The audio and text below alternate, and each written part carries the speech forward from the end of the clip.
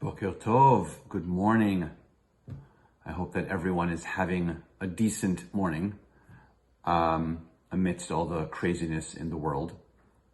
I wanted to share with you that when I was in rabbinic school, a few of my friends and myself, we rented a couple of cars, left Jerusalem and went to visit the north of Israel. And when we were visiting the north of Israel, we went to the city of Tzfat, which is a beautiful, incredible place. Has a candle factory. They make talitot there. But they also have a beautiful area of art. And while I was there, we stumbled into this small art boutique in Tzfat with this little Orthodox Frenchman. And he had these pieces of art that you can see behind me displayed, and I'm gonna give you a little tour. If you can see them, it's the 5 books of Moses. So it starts with Genesis, and then Exodus, and then Leviticus, Numbers, and Deuteronomy. They all go down there, and it's really awesome. This week in the Torah is the book of Leviticus, which I wanted to focus on that piece of art there for you. And it's a very interesting book in the Torah. It's in the middle because there are 5 books, so it's the 3rd book. And some people say it's boring, but I had a professor, Ace. She is a doctor, but she went by Ace for those of us who were able to get ordained. And she said to us, never underestimate the power of the book of Leviticus. It's really incredible. And the book of Leviticus, particularly how it starts, talks about sacrifices.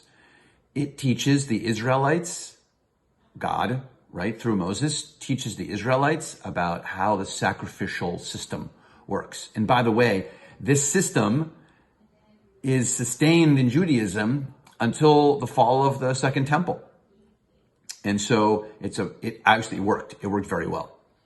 And it was a series of sacrifices that were set up. This is what this week's Torah portion called Vayikra. The whole book is called Vayikra. This week's Torah portion is called Vayikra. And it talks about these sacrifices. And so it's really cool because the word for sacrifice is the word korban. And what's interesting about the word korban, it's the word for sacrifice. It's written all over the beginning of a Torah portion because it's different types of sacrifices and when you sacrifice, all of these details. But korban has the root word of karov in it. And karov means close. And I think that God wanted to train the Israelites about being close to God.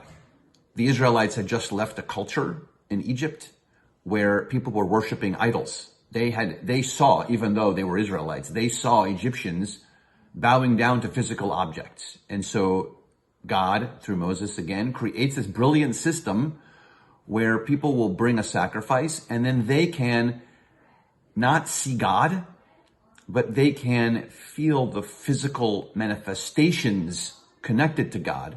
Because when you give a sacrifice, it enhanced all of your senses. You could smell, you could see, you could touch. And so this idea of being close, korban karov, this idea of being close was created so that the Israelites could feel close to God. So we're kind of in this interesting situation ourselves with this whole physical distancing thing. We're physically unable to be close to one another.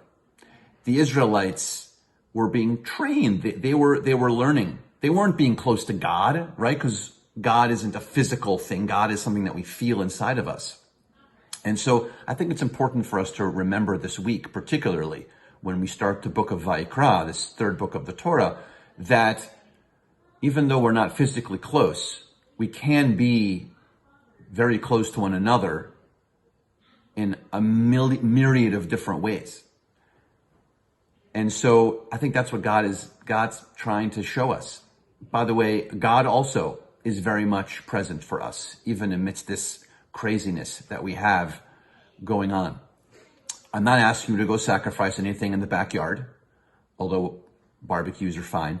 Don't sacrifice anything.